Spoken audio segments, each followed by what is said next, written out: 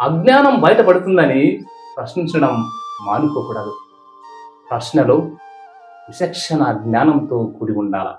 భక్తుడు తుకారం కష్టాల కొలిమిలో కాలిపోతూ, సహనం కోల్పోతూ, విసిగి వేసారుతూ ఆ దైవాన్ని ప్రశ్నిస్తాడు.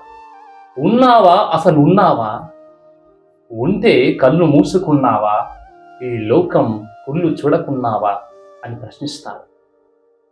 యోబు గ్రంథంలో గమనిస్తున్నాం, భక్తుడు యోబు కూడా తన దుఃఖం గురించి, బాధ గురించి దేవుని అనేక పర్యాయాలు ప్రశ్నిస్తాడు.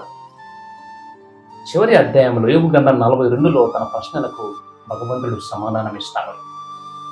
స్నేహితులారా, భక్తుడు భగవంతుని మీద ఉన్న అపార నమ్మకముతో, పరిస్థితుల ప్రభావముతో ఆ దైవాన్ని ప్రశ్నిస్తాడు అని మనం గ్రహించాల.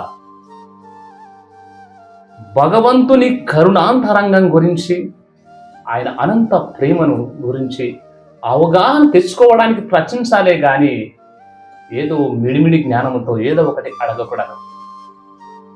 భగవంతుని ప్రశ్నించడానికి మది నిండా ఎన్నో ప్రశ్నలు ఉంటాయి. ప్రశ్నించే ముందు మది నిండా పరిశుద్ధత, జీవితంలో యథార్థత ఉందా ఆలోచించుకోవాలా. లేనట్లయితే నిశ్శబ్దంగా ప్రశ్నించడం విరమించుకోవాలా.